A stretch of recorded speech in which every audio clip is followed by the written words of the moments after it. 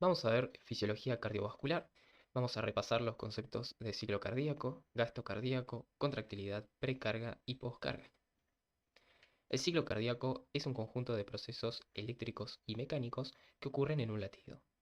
Un latido dura alrededor de un segundo y podemos dividir este ciclo cardíaco en dos eventos principales, que son la sístole y la diástole.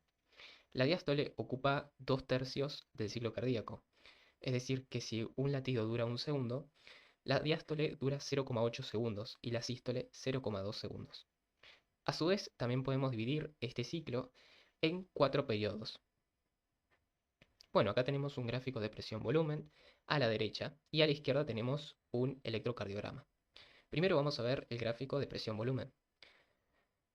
Tenemos una relación de una variable independiente que es el eje de la X, donde tenemos el volumen ventricular izquierdo en mililitros. Y luego en el eje de la Y, la variable dependiente, tenemos la presión en el ventrículo izquierdo en mililitros de mercurio. Sabemos, además de lo que nos indica el gráfico, que es un ventrículo izquierdo, podemos identificarlo por las presiones a las que tiene que trabajar este ventrículo. Es decir, el ventrículo izquierdo y el derecho se someten a distintas presiones. En el caso del ventrículo izquierdo, tiene o maneja presiones sistólicas de 120 milímetros de mercurio y 80 milímetros de mercurio en la diástole. Por otro lado, tenemos el ventrículo derecho que maneja presiones de 25 milímetros de mercurio en la sístole y unos 8 milímetros de mercurio en la diástole. Esto se debe a que, digamos, el trabajo o, digamos, las presiones son distintas porque distribuyen la sangre hacia diferentes segmentos. Sobre todo, tienen que vencer distintas resistencias. El ventrículo izquierdo tiene que distribuir la sangre hacia todo el sistema arterial sistémico, lo cual es un recorrido muy largo, por ende tiene que generar una diferencia de presión muy grande para que la sangre fluya. En cambio, el ventrículo derecho no. Bueno, dicho esto, queda aclarado que es un ventrículo izquierdo. Ahora, los volúmenes que manejan ambos ventrículos son los mismos, o sea, lo único que cambia es la diferencia de presión, pero el volumen es el mismo.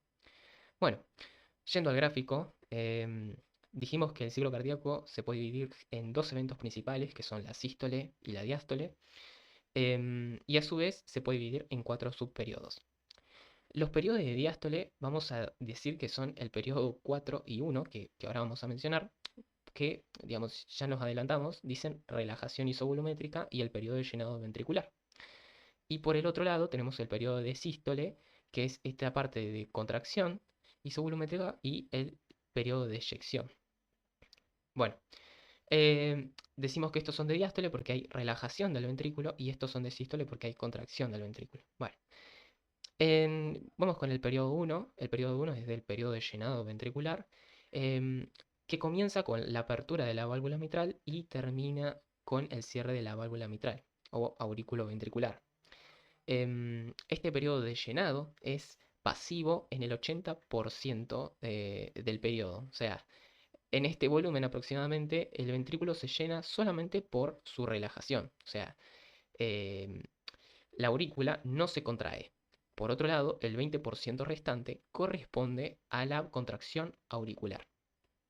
Bien, una vez que termina el cierre de la válvula mitral y por ende culmina el periodo de llenado ventricular, tenemos el volumen máximo que tiene en un ciclo normal, ¿no es cierto?, el ventrículo izquierdo, que es de unos 120 milímetros. Al igual que en el derecho, ¿no es cierto? El volumen final de diástole o volumen telediastólico es de 120 mililitros. Bueno, dicho esto, comenzamos con el segundo periodo. Esta ya es parte de la sístole, que es la contracción isovolumétrica. Se le dice isovolumétrica porque no hay cambios en el volumen, pero hay aumento de la presión producto de la contracción de las fibras miocárdicas. Bueno, este periodo empieza con el cierre de la válvula auriculoventricular y termina con la apertura de la válvula semilunar aórtica.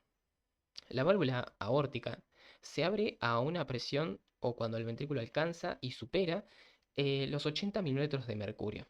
O sea, se abre a los 80 milímetros de mercurio.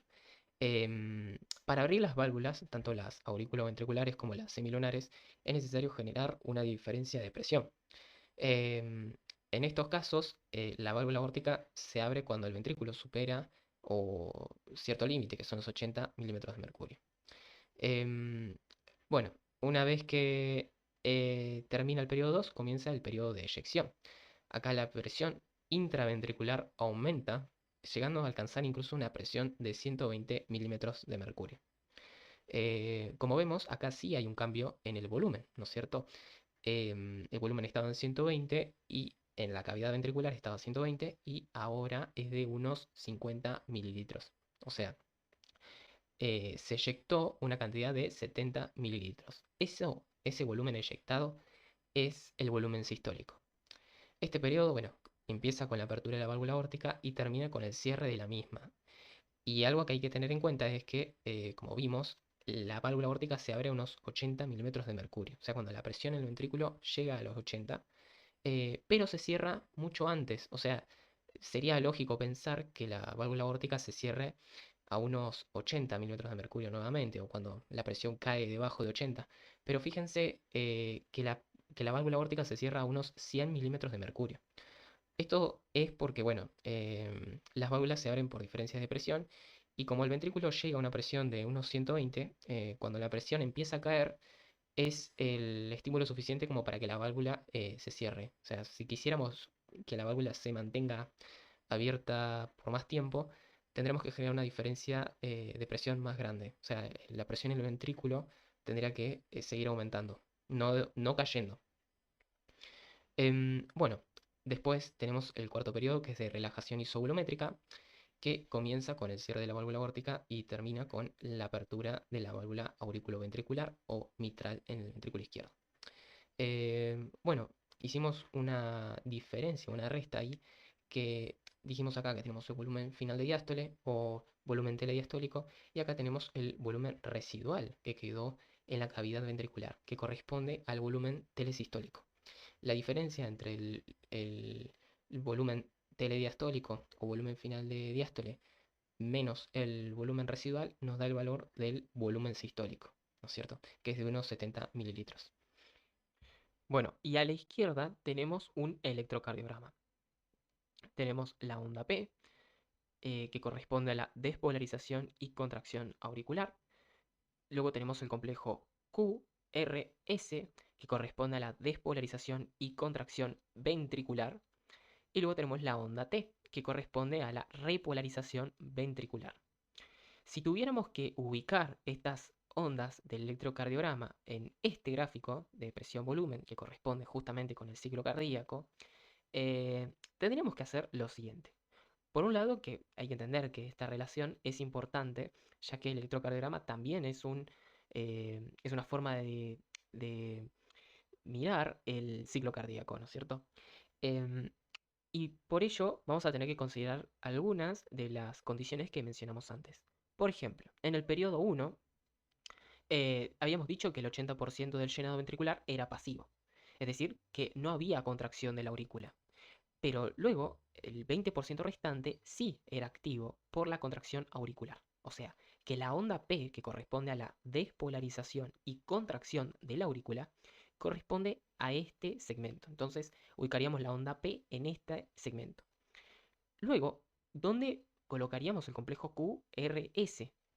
Bien, acá hay que pensar en la definición del ciclo cardíaco, que esta nos dice que es un conjunto de procesos eléctricos y mecánicos. O sea, hay que pensar que la parte eléctrica está antes que la parte mecánica. Y cuando hablamos de contracción, estamos hablando, o incluso de la relajación de las fibras musculares, estamos hablando de la parte mecánica. La parte eléctrica está mucho antes, es decir, es la señal primera que le llega a la célula. Entonces, el componente eléctrico, en este caso, iría antes que lo mecánico. Y tendremos que ubicar el complejo QRS antes de que inicie la misma contracción isovolumétrica. O sea, en esta porción tenemos el QRS. Em, por eso mismo, porque el evento de la despolarización de las fibras miocárdicas está antes que éstas se puedan contraer. Luego, tenemos que colocar la repolarización del ventrículo. Y lo mismo, aplicamos la misma lógica. En este caso, a partir de la relajación isovolumétrica, o sea, del periodo 4, comienza la relajación del ventrículo. En este momento se empieza a repolarizar. O sea, antes del inicio del periodo de relajación isovolumétrica, la señal eléctrica llega a las fibras miocárdicas para que se relajen. O sea que lo ponemos antes de que inicie esa relajación isovolumétrica. Y ahí ya está, tenemos graficado el ciclo cardíaco en un gráfico de presión-volumen y además relacionamos el electrocardiograma con este. Y si no, digamos, lo podemos comprobar con el diagrama de Wiggers. Bueno, acá tenemos varios volúmenes, tenemos varias presiones, pero bueno, todas, digamos, relacionadas con el ventrículo izquierdo, por ejemplo, la presión aórtica, la presión atrial, la presión ventricular, el volumen y el electrocardiograma. Bueno, el volumen, vemos que acá, esta parte, ¿no es cierto?, está más alta, esto corresponde al llenado ventricular, y por ende esta parte que está disminuyendo corresponde a qué? A la sístole ventricular, porque se pierde volumen. Y llega, como podemos ver, el volumen residual o volumen telesistólico de unos 50 mililitros. Vemos que también el volumen final de diástole o telediastólico es de unos 120 o unos 130 mililitros. Y bueno, después acá tenemos toda la sístole. Bueno, por otro lado, vemos que la presión ventricular, que está en azul, vemos que la presión ventricular aumenta y corresponde justo al periodo de eyección ventricular. Bueno, también tenemos acá la presión aórtica, que vemos que la válvula aórtica se abre a los 80 milímetros de mercurio y luego sube hasta unos 120 y se cierra a unos 100 milímetros de mercurio. Em, y por, digamos, en la parte de abajo tenemos justamente electrocardiograma. Vemos también, antes que me olvidé mencionar, la presión auricular, que es esta de acá, ¿no es cierto? Acá se ve el caminito que tiene. Bueno, vamos con la onda P. Esta es la primera onda que aparece en el electrocardiograma, que es la despolarización y contracción auricular. Vemos acá que la onda P está mucho antes, digamos, un poquito antes, que comience el aumento de la presión auricular, que corresponde a la sístole auricular o la contracción auricular. Entonces acá nos demuestra que obviamente la despolarización ocurre antes que el proceso mecánico. También, si prestamos atención al complejo QRS, tenemos que empieza antes de que aumente la presión en el ventrículo. Eso también nos está diciendo que el gráfico que vimos anteriormente estaba bien. ¿Qué es este? Que es ubicar antes este complejo, antes de la contracción. Em, Eso nos refleja que justamente la definición que habíamos repasado. Y bueno, por último también lo vemos con la onda P, perdón, con la onda T. Vemos que la presión empieza a disminuir en el ventrículo y, digamos, antes de que empiece a disminuir, se muestra la onda T que corresponde a la repolarización ventricular. Bueno, después tenemos los ruidos cardíacos. El primer ruido cardíaco corresponde al cierre de la válvula auriculoventricular. El segundo ruido cardíaco corresponde al cierre también de la válvula aórtica. En este caso corresponde a la válvula aórtica. Bueno, acá tenemos otro gráfico de presión volumen en el ventrículo izquierdo también. Tenemos acá los periodos 1, 2, 3 y 4. Acá nos muestra, ¿no es cierto?, el volumen telesistólico y lo grafica como energía potencial. Bueno, eso es energía potencial porque dependiendo de la situación que ahora vamos a ver, puede aumentar el volumen sistólico, o sea, eyectamos más del volumen residual y entonces eso se traduce como energía potencial, ¿no es cierto? Y bueno, algo importante acá de prestar atención, acá nos muestra el gráfico que hay una presión diastólica y una presión sistólica. Hay que diferenciar presiones diastólicas y sistólicas que sufre el ventrículo de la presión sistólica y diastólica provocadas por, digamos, o de la tensión arterial, ¿no? No hay que confundir presión arterial con las presiones sistólica y diastólica que están o que sufre la pared ventricular.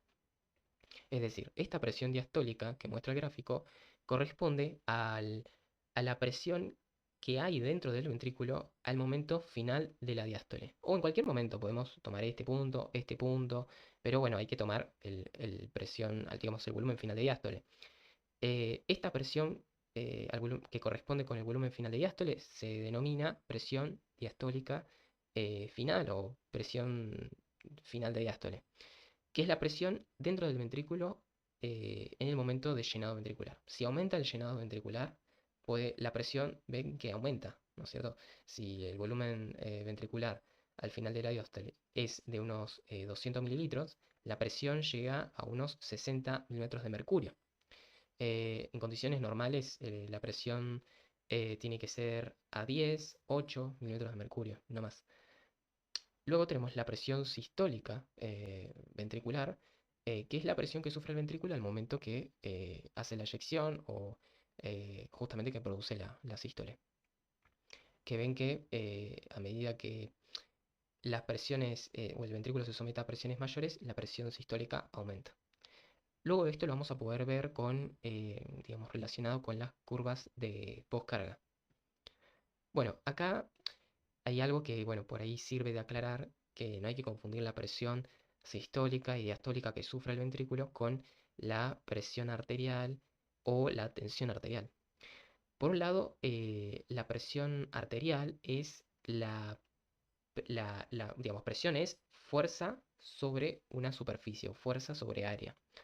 Em, y en este caso, digamos, presión arterial es justamente la fuerza que tiene la sangre, es la presión que ejerce la sangre en el espacio vascular sobre la pared vascular. O sea, la fuerza que tiene la sangre al pasar por el espacio vascular, oprimiendo así la pared vascular. O sea, la presión que tiene la sangre sobre las paredes vasculares. La tensión arterial es distinto a la presión arterial, pero su valor es el mismo. O sea, si vos obtenés el valor de la presión arterial, tenés la tensión arterial y viceversa. La tensión arterial es la presión que ejerce la pared vascular sobre el flujo de sangre. Esa es la mínima diferencia, pero bueno, podemos tomar ambos valores como lo mismo. Ahora, la presión arterial, tanto sistólica como diastólica, puede llegar justamente a unos 120 de sístole, 120 milímetros de mercurio en sístole y 80 milímetros de mercurio en diástole. Lo cual es muy similar a las presiones que se somete el ventrículo, ¿no es cierto?, al momento de cumplir con el ciclo cardíaco. Pero, digamos, la presión sistólica se logra cuando el ventrículo eyecta la sangre. Ven que la sangre fluye por la aorta, en este caso. ¿Y qué hace? Bueno, por un lado se forma un hueco donde pasa la sangre. Y gracias a la distensibilidad que tiene la aorta, la sangre es como que se reserva. Hay parte de la sangre que se reserva en la aorta. Es como que se almacena. Em, pero hay una parte de la sangre que fluye sobre el aorta y se va distribuyendo hacia todos los vasos arteriales. ¿Qué sucede? Que cuando se ejerce la contracción ventricular, acá este flujo de sangre que va en el centro y fluye por todos los vasos, va a ser la presión sistólica. O sea, la presión que va a ejercer la sangre sobre las paredes vasculares al momento de que de la sístole ventricular, que es el momento donde fluye esta sangre por la aorta y todos los demás vasos vasculares. Pero, como dijimos, hay un camino de sangre que se almacenó en la aorta. Em, y esta sangre, como ven acá, que estaba conservada en esta parte de las paredes vasculares de la aorta, es como que se devuelve y sigue su flujo, al igual que lo había hecho este flujo antes. Esta va a ser la presión diastólica. ¿Por qué? Porque, bueno, es la otra onda de pulso arterial que se genera al momento de la diástole. O sea, esta es la onda de pulso arterial sistólica porque se genera al momento de la sístole. Y esta es la onda de pulso arterial diastólica que se genera al momento de la diástole ventricular. Y está generado por el almacenamiento de sangre en la aorta en un principio. Ambas ondas de pulso se distribuyen por todo el sistema arterial sistémico y ejercen una presión, o sea, una fuerza sobre las paredes vasculares. Entonces se dice presión sistólica y diastólica arterial. Pero no es lo mismo a las presiones sistólicas y diastólicas que sufre el ventrículo al momento de la sístole. Esa es la diferencia. Se generan mismas presiones, sí, pero una cosa es la presión que sufre el ventrículo y otra cosa es la presión que sufren las paredes vasculares. Bueno, dicho esto, tenemos acá gasto cardíaco, que el gasto cardíaco es la cantidad de sangre que fluye a la circulación por minuto. Refleja el estado funcional del corazón y también el estado funcional del sistema vascular. El gasto cardíaco tiene dos determinantes principales. Uno de ellos es el volumen sistólico, que lo habíamos visto anteriormente, que correspondía a unos 70 metros. Y por otro lado tenemos la frecuencia cardíaca, que es una variable, no es un parámetro como el volumen sistólico, y varía de unos 60 a 100 latidos por minuto. Entonces, la multiplicación entre el volumen sistólico y la frecuencia cardíaca nos da el gasto cardíaco, que es la cantidad de sangre que va a fluir en un periodo de tiempo determinado. El valor aproximadamente más eh, eh, dicho es generalmente de unos 5 a 6 litros por minuto o de unos 5 litros por minuto. Bueno, vamos a ver ahora sí los determinantes o cómo influyen, ¿no es cierto?, las curvas de presión-volumen eh, por diferentes cambios, tanto en la contractilidad como la precarga y la poscarga. Bueno, acá era la fórmula que habíamos dicho antes, aunque en este caso variamos. Tenemos otra relación donde el volumen sistólico depende de la precarga por la contractilidad e inversamente proporcional a la poscarga.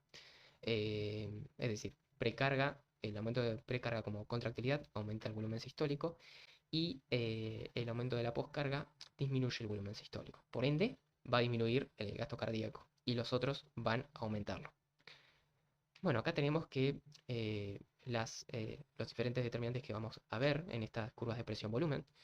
Por un lado, tenemos esta línea roja que va a representar la contractilidad. A medida que aumenta la contractilidad, la curva se va a ir moviendo hacia la izquierda, disminuyendo así la cantidad de volumen residual eh, y generando mayor aumento del volumen sistólico. Por otro lado, tenemos esta línea punteada azul que va a representar la precarga. A medida que se mueve más a la derecha, quiere decir que va a aumentar la precarga y va a aumentar el volumen final de diástole. Y si aumenta el volumen final de diástole, como habíamos visto antes en el gráfico anterior, habíamos visto que a medida que aumentaba el volumen final de diástole, aumentaba la presión final de diástole. Y por último tenemos esta curva diagonal que se va a ir desplazando hacia arriba o hacia abajo, dependiendo de las condiciones de poscarga. Cuanto más aumente la poscarga, más arriba va a estar la presión intraventricular y más arriba, sí, más arriba va a estar la curva del ciclo cardíaco. Bueno, vamos a hablar primero de la contractilidad. La contractilidad es el vigor ventricular o estado contráctil del miocardio. Es la capacidad de contracción del músculo cardíaco que permite la generación de presión con independencia de las condiciones de carga. La contractilidad depende de la disponibilidad de sustratos utilizados por las proteínas contráctiles, como el oxígeno, el ATP y el calcio. Y tiene diferentes influencias. Acá mencionamos que bueno, el tono simpático o la activación del sistema nervioso simpático, para que se entienda bien, aumenta la contractilidad. Y ahora vamos a ver cómo. Pero es importante que haya un buen suministro apropiado, un flujo de sangre adecuado hacia el ventrículo, o sea, hacia el miocardio. Porque justamente si vos, como vimos, seguramente han visto, y si no, veremos pronto, la contracción de cualquier célula miocárdica depende de la concentración de calcio o de la disponibilidad de ATP y obviamente de la disponibilidad de oxígeno. Entonces, si tenemos una situación de isquemia, la contractilidad va a estar deteriorada. Bueno, acá tenemos cómo el sistema nervioso simpático influye sobre la contractilidad del miocardio.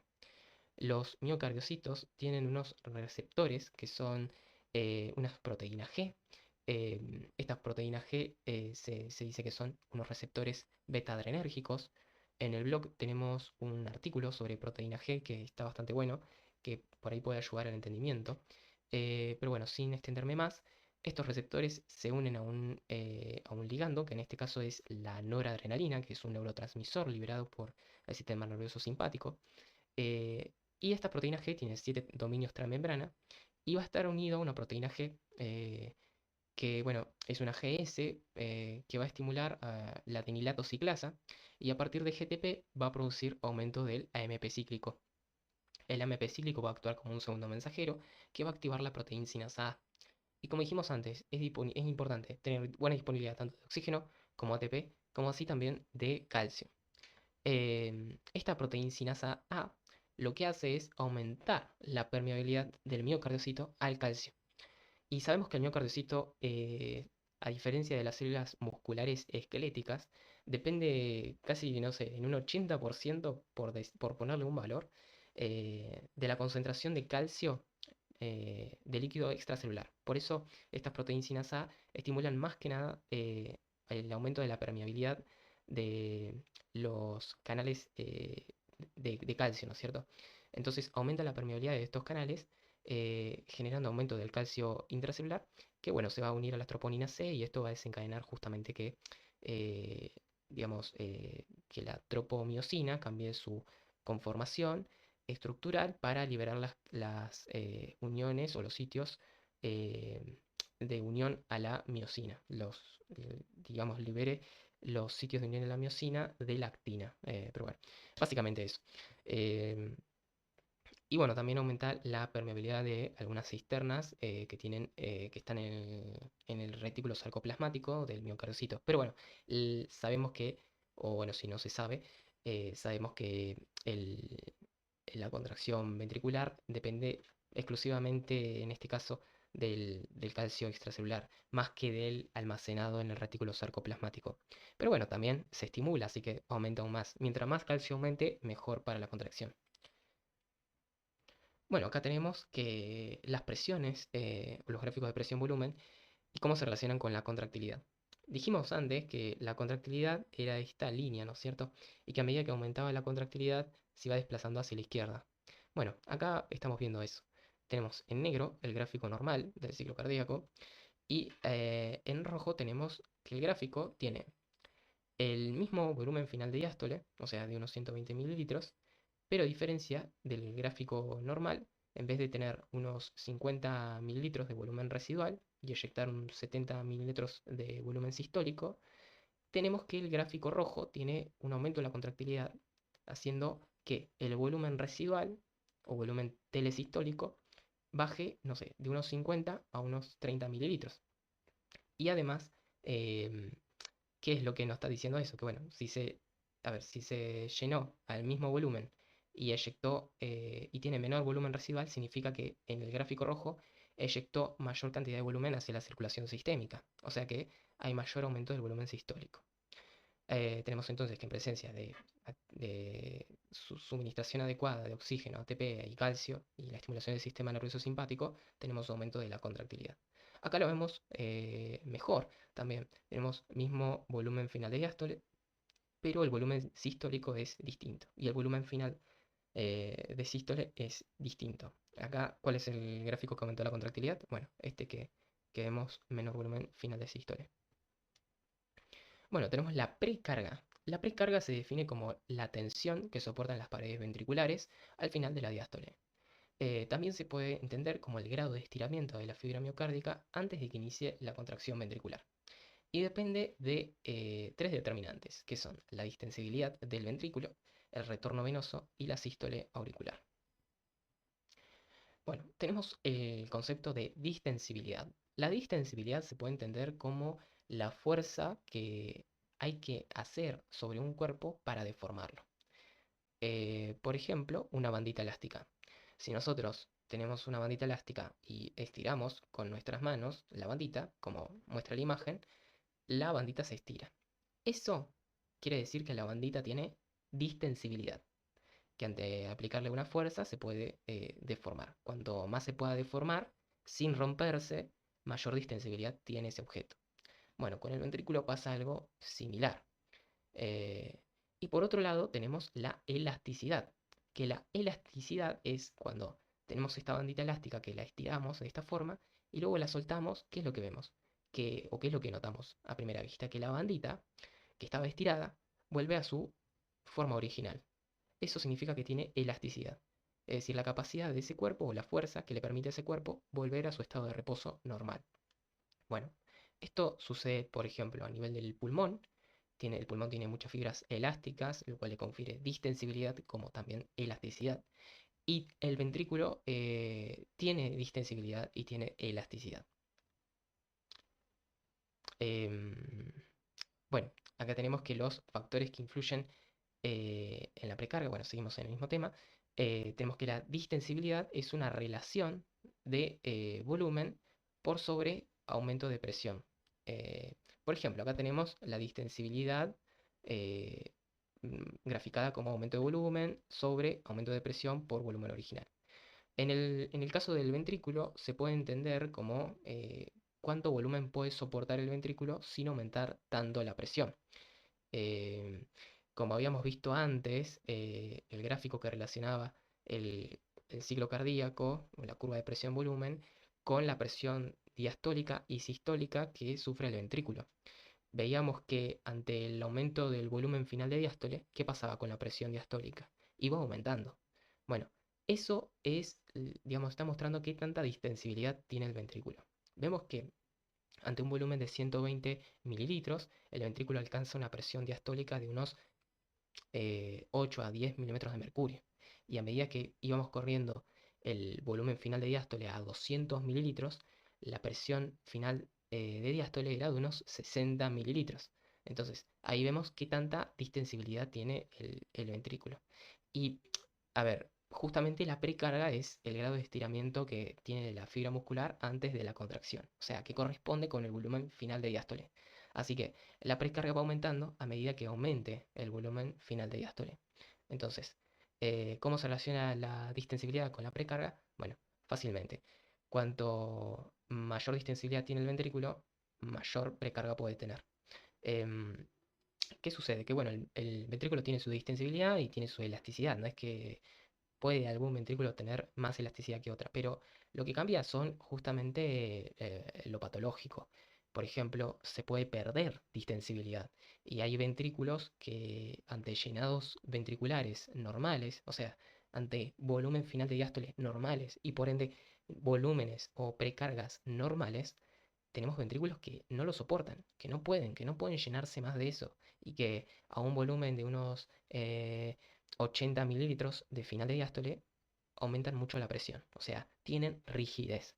Entonces, el enemigo de la distensibilidad es la rigidez y eso se da ante, por ejemplo, la hipertrofia miocárdica, em, se da ante situaciones donde hay daño ventricular y hay necrosis y eso se fibrosa, entonces se vuelve más rígida la pared y ante llenados o llenados ventriculares normales, el ventrículo no aguanta, no puede llenarse, no puede extenderse, no puede estirarse. Es como que al perder distensibilidad no podríamos llegar a estirar la liga a este punto. Se rompería antes de que la podamos estirar. Y también va perdiendo elasticidad, ¿no es cierto?, ante estos cambios o estas patologías. Así que bueno, un cuerpo tiene más distensibilidad cuanto más se lo puede deformar sin tanto aumentar la presión y en relación a la hemodinamia tiene mayor distensibilidad cuanto más volumen puede soportar sin tanto aumento de esa presión. Bueno, creo que un poco redundante, pero espero que se haya entendido la idea. Otro determinante de la precarga es el retorno venoso. O sea, si la precarga es ese volumen final de diástole que corresponde con ese grado de estiramiento de la fibra, el retorno venoso es obviamente importante para que aumente el llenado ventricular y por ende aumente la precarga. Bueno, las venas son de los vasos sanguíneos, todos tienen mucha distensibilidad, pero las venas, a diferencia de las arterias, superan por mucho la distensibilidad. Es más, las venas, el sistema venoso, es un sistema también de reserva de sangre, que cuando nosotros caminamos y contraemos los músculos, hacemos bombear esa sangre hacia arriba. Las venas tienen estas válvulas para justamente poder vencer el peso o la gravedad, ¿no es cierto? La fuerza gravitacional que ejerce la Tierra sobre nosotros. Em, entonces, a medida que vamos haciendo contracción de esos músculos, vamos haciendo bombeo de la sangre y realmente tiene mucha reserva. Entonces, cuando hacemos eso, generamos mucho aumento del retorno venoso, o sea, hacia la aurícula y por ende también hacia el ventrículo, aumentando tanto el volumen final de diástole como la precarga. Cuando aumentamos la precarga, vamos a ver que la curva se va a ir hacia la derecha. Como ven, en azul tenemos el normal, el gráfico normal, y en rojo tenemos el gráfico donde nos muestra el aumento de la precarga. Vemos que el aumento de la precarga coincide con un volumen de llenado ventricular mayor. Em, fíjense que el volumen telesistólico o residual o final de sístole es de unos 50 mililitros aproximadamente, ¿no? Es el mismo volumen que tiene el gráfico normal. Pero ¿qué pasa? Que el llenado ventricular es mayor. Entonces, ¿qué podemos intuir? Que el volumen sistólico, cuando aumenta la precarga, el volumen sistólico aumentó. Como similar como ocurre con la contractilidad, la diferencia que el mecanismo es distinto. Y algo que quería decir es que fíjense que a medida que va aumentando el llenado ventricular, va aumentando la presión final de diástole. No es la misma presión en el gráfico normal, no es la misma presión que en el gráfico donde aumentó la precarga. La presión son distintas, es mayor. Eh, bueno, nada de eso. Y vemos que esta precarga aumenta con el retorno venoso y bueno, obviamente que depende de la distensibilidad. Ah, otra cosa que me olvidé de decir, que la precarga también depende de la contracción auricular. Como dijimos, el primer periodo de llenado ventricular, o primer periodo, el 80% es pasivo, que es por la relajación. Pero por si de alguna razón perdiésemos esa contracción auricular, como por ejemplo una sistolía auricular, ¿qué es lo que pasaría? Que el volumen final de diástole sería menor, porque el 20% restante depende de esa contracción. Entonces, reduciría en un caso donde no se contraiga, reduciría el volumen final de diástole y por ende el grado de estiramiento de la fibra miocárdica y por ende disminuiría la precarga. Bueno, y por último, pero no menos importante, la poscarga. La poscarga se puede entender como la resistencia que tiene que vencer el ventrículo para eyectar la sangre hacia la circulación sistémica. O sea, es como un trabajo que tiene que hacer el ventrículo. Tiene que vencer toda la resistencia de la circulación arterial sistémica. En el caso del ventrículo izquierdo. En el caso del derecho sería vencer la resistencia por los vasos arteriales pulmonares. Pero bueno, no tiene que hacer tanto trabajo como el izquierdo, como habíamos dicho antes. Em, bueno, la poscarga representa las condiciones de cargas sistólicas y también se puede entender como la tensión parietal que soporta la pared durante la fase eyectiva de sístole.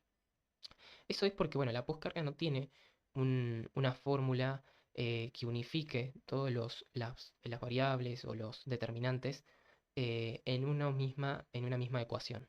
Entonces tenemos que la poscarga tiene distintos determinantes, como por ejemplo la geometría ventricular, que en realidad se relaciona con la ley de Laplace, que grafica la carga intrínseca que tiene o que sufre el ventrículo, que es o también se conoce como la tensión parietal o estrés de la pared. Segundo, tenemos la impedancia aórtica. Y por último, tenemos la resistencia vascular periférica. Generalmente, cuando hablamos de poscarga, la podemos entender de forma mucho más fácil y más entendible como el aumento de la resistencia vascular periférica. Es decir, que si aumenta la resistencia vascular, aumenta la poscarga. Porque, obviamente, que podemos asociar esa resistencia que tiene que vencer el ventrículo. Si la resistencia periférica aumenta, la poscarga aumenta. Bueno, habíamos mencionado que uno de los factores que influye es la geometría ventricular, que en realidad habla de la ley de Laplace. Vamos a decir en realidad que el determinante de la poscarga es el estrés que sufre la pared del miocardio al momento de la sístole ventricular. Y esto es proporcional a la presión intraventricular en el momento de la sístole por el radio que tiene y perdón, dividido o inversamente proporcional al grosor de la pared por 2. Em, bueno, acá tenemos el grosor de la pared, acá tenemos la presión intraventricular y por otro lado tenemos el radio o diámetro del ventrículo. Em, bueno, para la circunferencia tenemos el diámetro y este de acá solo sería el radio, ¿no? Em, bueno, ¿qué nos dice esto? Que ante situaciones donde, por ejemplo, aumenta el radio, tenemos aumento del estrés, tenemos aumento de las demandas metabólicas del miocardio. Y bueno, eso implica mayor estrés en la pared. Por lo tanto, también se puede entender como que hay mayor carga que tiene que soportar el ventrículo al momento de la eyección ventricular. Cuando aumenta la presión intraventricular, también podemos entender como aumento de la carga intrínseca que sufre el ventrículo al momento de la sístole. Y fíjense que quizás lo pueden saber, como no, que uno de los mecanismos adaptativos ante las sobrecargas de presión es la hipertrofia concéntrica, que significa que hay aumento del grosor de la pared ventricular em, lo cual justamente explica, ¿no es cierto?, por qué uno de los mecanismos compensatorios ante la sobrecarga de presión es el grosor de la pared, justamente porque disminuye el estrés que sufre esta. Algo interesante de aclarar es que eh, el radio acá, ¿no es cierto?, como un determinante de la poscarga, ya que puede aumentar el estrés de la pared o la tensión parietal. Em, bueno, hay que entender acá que em, la precarga, como habíamos dicho antes, es el grado de estiramiento de la fibra muscular antes de la contracción ventricular y corresponde como en el volumen final de diástole. Pero como veíamos antes, que a medida que aumentaba el volumen final de diástole, y por ende la precarga ya era demasiado, ese radio tan aumentado, ¿qué es lo que genera? Además del aumento de la presión final de diástole, también genera mayor estrés de la pared ventricular. Es decir, que el radio en parámetros fisiológicos normales no afecta tanto la poscarga, pero en condiciones más patológicas, donde hay una sobrecarga de volumen y hay una cardiomegalia, la poscarga aumenta. O sea, el estrés de la pared aumenta y por ende la poscarga también. Bueno, otro determinante de la poscarga es la impedancia aórtica. La impedancia aórtica es la rigidez que tiene la pared vascular de la aorta al momento de la sístole. Generalmente la aorta no presenta alteraciones, es un vaso, es un vaso arterial grande, que justamente está compuesto por tres capas. La íntima, está formada por el endotelio, con la membrana basal y la lámina elástica interna, pero también tenemos la capa media que está formada por abundantes fibras musculares, como así también por abundantes, pero abundantes fibras elásticas como la fibronectina, etcétera, que son fibras que justamente le van a dar tanto distensibilidad, que era el concepto que antes habíamos mencionado, como elasticidad. Em, la impedancia es justamente el deterioro de esa distensibilidad aórtica, que puede estar dada por una placa aterosclerótica, puede estar dada por lesión de la aorta, como también puede estar hecha por fibrosis producto del envejecimiento. O sea, puede ser un proceso, parte de un proceso fisiológico normal. La impedancia es esa resistencia que da y aumenta conforme va perdiendo distensibilidad y elasticidad la pared vascular. Y por otro, bueno, la resistencia periférica, que creo que se entiende mucho mejor el hecho de que a medida que aumenta la resistencia en el sistema vascular sistémico, el ventrículo tiene que generar o tiene que vencer mayor resistencia, tiene que hacer mayor trabajo y por ende sufre mayor estrés de la pared del miocardio y bueno, y ahí se van sumando los otros determinantes que habíamos mencionado antes. Entonces, bueno, esos serían los tres determinantes de la poscarga. Acá, bueno, en el mismo gráfico que habíamos visto antes para entender la presión arterial y diferenciarlas de las presiones ventriculares, que es como la distensibilidad es importante, la distensibilidad en la aorta es importante para almacenar la sangre en la pared vascular y generar la onda de pulso diastólica, ¿no es cierto? Bueno, acá tenemos cómo la poscarga está influenciada. Habíamos dicho antes que la poscarga era esta línea diagonal. Y vemos que acá aumentó la poscarga porque esta línea diagonal está mucho más hacia arriba. Algo interesante de ver este gráfico, acá tenemos en azul el gráfico normal, vemos que tenemos el mismo llenado ventricular, de unos 120 a 130 mililitros, pero fíjense acá un detalle importante y es que acá la válvula aórtica se abre a unos 80 milímetros de mercurio, pero acá en este gráfico donde aumentó la poscarga, o sea, la válvula aórtica se abre a una presión mucho mayor. ¿Y eso qué genera? Genera que si la válvula aórtica se abre a esta presión muy elevada, que supera los 120 milímetros de mercurio, ¿qué pasa? Que luego para mantenerla abierta vamos a tener que generar una diferencia de presión muy grande, lo cual acá el ventrículo fracasa, porque se cierra antes. Lo que termina pasando es que no se puede generar esa diferencia de presión tan enorme para poder mantener abierta la válvula aórtica por mayor tiempo, lo cual genera que ante el mínimo cambio de presión o la mínima disminución de esa presión, la válvula se cierra. Entonces, ante aumento de la presión, perdón, ante aumento de la poscarga, la válvula aórtica se abre a una presión mayor y encima se cierra antes. Por lo tanto, hay disminución del volumen sistólico. Y eso no podemos dar cuenta porque tenemos mismo volumen de llenado, pero ¿qué pasa con el volumen residual o volumen final de sístole o volumen telesistólico? Aumentó, pasó de unos 50, pasó a unos 70. Entonces, ¿qué es lo que va a pasar? Que el próximo llenado ventricular va a estar más lleno, como sucede acá. Acá vemos que el llenado ventricular supera el normal, el de unos 120, con el nuevo llenado. ¿Qué es lo que hace? Que aumentó el llenado ventricular y va a inyectar quizás un poco más de volumen sistólico, pero va a ir siguiendo acumulando mayor cantidad de volumen residual o volumen fin de sístole. Entonces se va acumulando y va generando, pasa de una sobrecarga de presión. Por ejemplo, puede pasar que el aumento de la poscarga se genere por una sobrecarga de presión. Hay otras causas también. Bueno, esto va a llevar justamente a una sobrecarga de volumen, porque a medida que el ventrículo no puede, va disminuyendo la cantidad de volumen sistólico, eh, va aumentando el volumen de reserva, entonces va generando sobrecarga de volumen y por ende también va generando aumento de la presión final de diástole. Bueno, acá tenemos todos los determinantes y cómo, bueno, se están, cómo pueden ir influenciándose. Y bueno, eso sería todo por hoy. Les dejo mi blog acá para que puedan chusmear un poquito.